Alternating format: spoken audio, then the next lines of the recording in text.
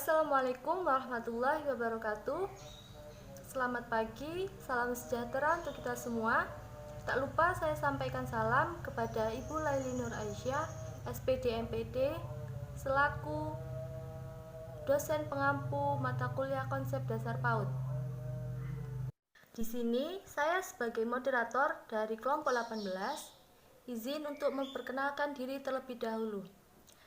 Nama saya Siti Fahria dengan NIM 2102 10205036.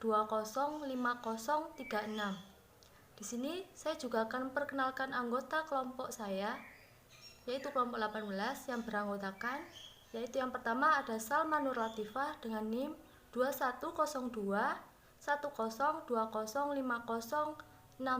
Lalu yang kedua ada saya sendiri, Siti Fahria dengan NIM 2102 10 20 5036. Berikut adalah subbab atau materi-materi yang akan kelompok 18 bahas. Yang pertama ada pengertian pengelolaan lingkungan belajar. Lalu yang kedua ada prinsip-prinsip pengelolaan program pendidikan anak usia dini. Lalu yang ketiga faktor-faktor penentu pengelolaan lembaga PAUD bermutu. Lalu yang keempat ada strategi pengelolaan lembaga PAUD. Untuk materi yang pertama, yaitu akan disampaikan oleh saya sendiri mengenai pengertian pengelolaan lingkungan belajar. Nah, jadi pengertian pengelolaan lingkungan belajar itu kan ada 3 kata, yaitu yang pertama ada pengelolaan, lalu ada lingkungan, lalu ada belajar. Nah, di sini saya akan membahas satu persatu terlebih dahulu. Yang pertama yaitu pengelolaan.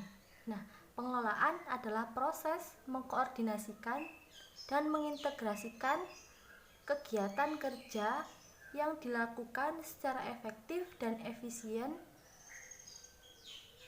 Lalu yang kedua ada istilah lingkungan. Nah, lingkungan menurut Kamus Besar Bahasa Indonesia yaitu diartikan sebagai tempat yang mempengaruhi perkembangan manusia.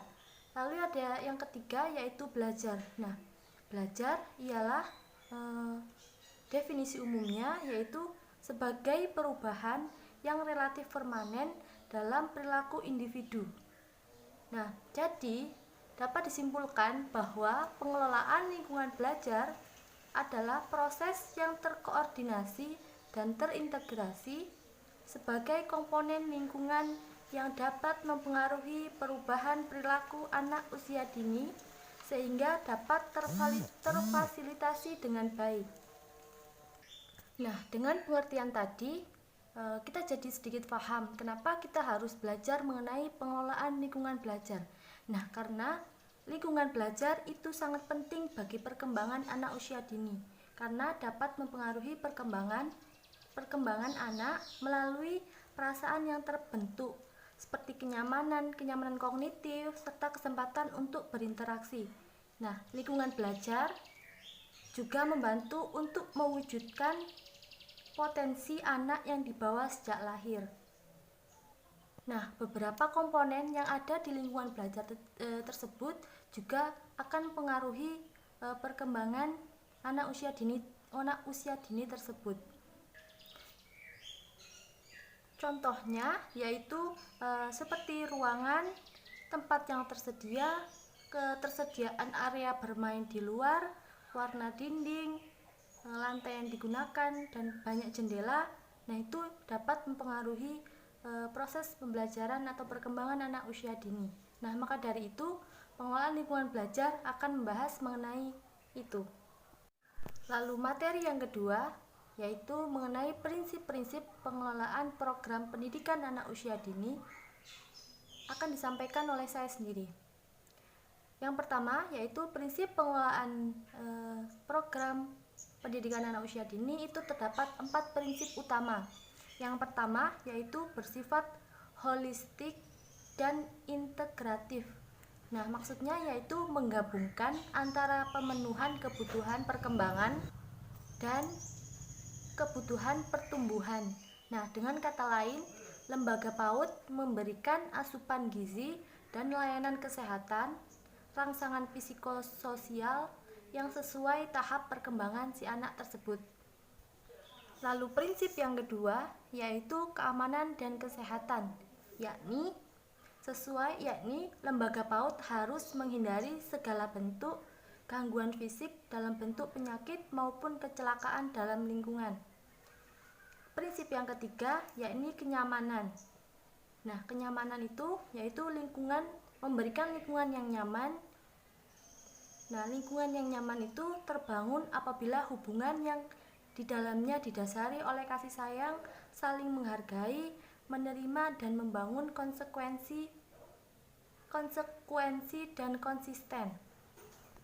Lalu yang keempat atau yang terakhir yaitu prinsip sesuai dengan kebutuhan perkembangan. Nah, yakni segala sesuatu perkembangan sehingga dalam proses pendidikan yang dilakukan harus bersifat teratur, informal, responsif terhadap perbedaan individu dan melalui aktivitas langsung dalam suasana bermain, dan tahap perkembangan anak harus dipantau oleh pengelolaan PAUD. Sekian pemaparan materi dari saya mengenai pengertian pengelolaan lingkungan belajar dan prinsip-prinsip pengelolaan program pendidikan anak usia dini.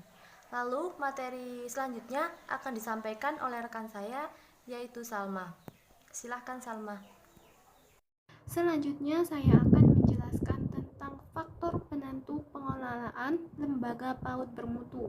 Sebelumnya, perkenalkan nama saya Salma Nur Latifah dengan NIM 21020205016. Faktor yang berperan penting dalam keberhasilan penyelenggaraan program pendidikan anak usia dini adalah pendidik, pengelola, dan peran serta orang tua dan masyarakat harus saling terkait dalam mewujudkan lembaga PAUD yang bermutu. Guru anak usia dini adalah seorang profesional yang bertugas merencanakan, mengelola proses pembelajaran, dan menilai hasil pembelajaran, serta melakukan pembimbingan, pengasuhan, dan perlindungan anak didik. Pendidik atau guru merupakan salah satu faktor penting dalam penentu pengelolaan lembaga PAUD bermutu. Untuk menjadi seorang guru harus memiliki beberapa persyaratan. Berikut adalah persyaratan untuk menjadi seorang guru yang berkualitas. 1. Harus memiliki kualifikasi akademik minimal SLTA sederajat. 2. Mendapat pelatihan pendidikan anak usia dini. 3. Memahami dan menyayangi anak. 4. Memahami tahapan tumbuh kembang anak. 5. Memahami prinsip-prinsip pendidikan anak usia dini. 6. Memiliki kemampuan dalam mengelola, merencanakan, melaksanakan, mengevaluasi, dan membuat laporan kegiatan proses pembelajaran pendidikan anak usia dini. 7. Diangkat secara sah oleh lembaga yang terkait. 8. Sehat. Selain 7 syarat di atas, pendidik juga diharuskan memiliki sifat yang terampil dan memahami perkembangan anak. Dalam peraturan pemerintah nomor 19 tahun 2004 tentang standar pendidikan dinyatakan bahwa pendidik PAUD harus memenuhi empat kompetensi, yaitu 1. Kompetensi pedagogik, yaitu memiliki wawasan tentang perkembangan anak, konsep dasar PAUD, konsep bermain, dan evaluasi perkembangan anak dan sumber belajar. 2. Kompetensi kepribadian, yakni memiliki kemampuan menerapkan etika sebagai pendidik anak usia dini. 3. Kompetensi sosial, yakni memiliki kemampuan berkomunikasi dan berinteraksi dengan lingkungan sosial. 4. Kompetensi profesional, yakni memiliki kemampuan menerapkan berbagai keterampilan mendidik anak usia dini dengan kompetensi tersebut. Diharapkan pendidik anak usia dini mampu berperan sebagai memperkuat kemampuan atau pengalaman positif anak dengan cara memberikan dukungan yang tepat dan sebagai peneliti. Selain kualitas pendidik, kurikulum pembelajaran juga berpengaruh dalam faktor penentu lingkungan belajar PAUD bermutu. Kurikulum yang tepat dengan perkembangan anak yaitu kurikulum yang dikenal dengan kurikulum nasional yang dikembangkan oleh Departemen Pendidikan Nasional. Selain pendidik dan kurikulum, peran serta orang tua dan masyarakat lembaga pendidikan juga tidaklah penting, karena orang tua memiliki peranan penting dalam pendidikan dan kemajuan sekolah. Hal tersebut karena peserta didik dipengaruhi oleh latar belakang keluarga seperti sosial ekonomi, ras, etnis, dan struktur keluarga. Oleh karenanya, ketika ada praktek di sekolah seperti kegiatan atau program yang sering dilakukan di sekolah, hendaknya mengikut sertakan sebab peran orang tua dapat menolong dan meningkatkan partisipasinya. Selanjutnya yaitu strategi pengelolaan lembaga PAUD. Dalam strategi perencanaan, program yang dilakukan di PAUD disusun oleh pengelola dan pendidik dalam penyusunannya. Namun demikian, temuan yang peneliti dapatkan bahwa program tersebut masih perlu melibatkan masyarakat atau orang tua atau wali peserta didik. Struktur organisasi program di lembaga PAUD disusun oleh pengelola bersama pendidik. Bagian-bagian struktur organisasi lembaga terdiri dari penanggung jawab, pengelola, bendahara, dan sekretaris. Sedangkan struktur organisasi program terdiri dari pengelola program, sekretaris, bendahara, kepala TU. Dari struktur organisasi yang sudah lengkap, tentu sarana dan prasarana untuk mendukung pelaksanaan program harus lengkap. Pula, guna memperlancar kegiatan belajar mengajar sesuai dengan kebutuhan anak sehingga tercipta kualitas yang semakin meningkat sesuai dengan tujuan yang hendak dicapai.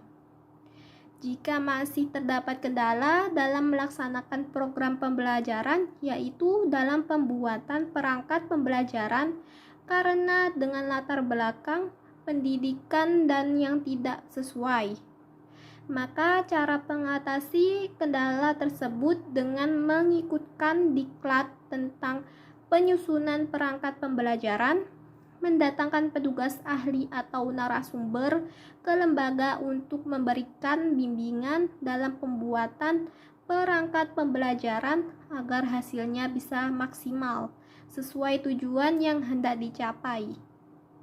Selanjutnya yaitu berikut beberapa aspek yang perlu diperhatikan dalam strategi pengelolaan lembaga PAUD. Yang pertama, perencanaan program PAUD. Perencanaan yang terus-menerus difokuskan pada program PAUD yang sudah berjalan lancar dan peserta didik semakin bertambah setiap tahunnya. Adapun program yang ada di PAUD meliputi taman penitipan anak, kelompok bermain, dan perencanaan pengelolaan program PAUD cenderung sangat ditentukan oleh pengelola PAUD. Perencanaan yang sudah ada hendaknya mengacu rencana program jangka panjang dan rencana program jangka menengah agar perencanaan yang dibuat setiap semester maupun setiap awal tahun pelajaran terarah pada visi dan misi yang telah ditentukan. Yang kedua, pengorganisasian program PAUD. Cara mengatasi hambatan tersebut dengan memberi pembinaan, motivasi, dan semangat untuk tetap fokus dalam menjalankan tugas dan tanggung jawabnya masing-masing yang telah diberikan serta mengikutkan diklat sesuai dengan tugas dan tanggung jawab yang telah diamanahkan agar tercipta suasana kerja yang kondusif dan terorganisasi dengan baik. Pertemuan atau rapat kelembagaan sering dilakukan di lembaga PAUD, yaitu rapat mengenai kepengurusan PAUD, rapat program kegiatan, rapat koordinasi dan konsultasi antara pengurus harian dengan pengelola dilakukan sebulan sekali. Yang ketiga, pelaksanaan program PAUD. Berangkat pembelajaran dibuat bersama-sama dengan pengelola dan pendidik, yang terdiri dari rencana kegiatan tahunan, rencana kegiatan semester, rencana kegiatan bulanan, rencana kegiatan mingguan, dan rencana kegiatan harian. Dalam pelaksanaan program pun sering terjadi kendala. Salah satu cara mengatasi yaitu dengan mengikutkan diklat dengan penyusunan perangkat pembelajaran, mendatangkan petugas ahli atau narasumber ke lembaga untuk memberikan bimbingan dalam pembuatan perangkat pembelajaran agar hasilnya bisa maksimal sesuai tujuan yang hendak dicapai. Yang keempat, evaluasi. Program dilakukan dalam bentuk penilaian keseluruhan dari peserta didik PAUD, yaitu kognitif, afektif, dan psikomotor, dan dilakukan oleh pendidik selama proses pembelajaran berlangsung, yang menuntut keaktifan pendidik dalam mengawasi, mengasuh, dan membimbing anak usia dini sehingga pendidik dapat mendeskripsikan hasil belajar anak PAUD ke dalam penilaian yang berbentuk raport. Ada dua kegiatan penilaian di lembaga PAUD adalah evaluasi program dan evaluasi kemajuan perkembangan anak. Evaluasi diartikan sebagai kegiatan sistematis untuk mengumpulkan, mengolah, dan menyajikan data atau informasi yang diperlukan sebagai masukan untuk pengambilan keputusan menurut Sujana tahun 2000. Sekian pemaparan materi dari kelompok 18. Mohon maaf apabila ada salah kata. Saya akhiri. Wassalamualaikum warahmatullahi wabarakatuh.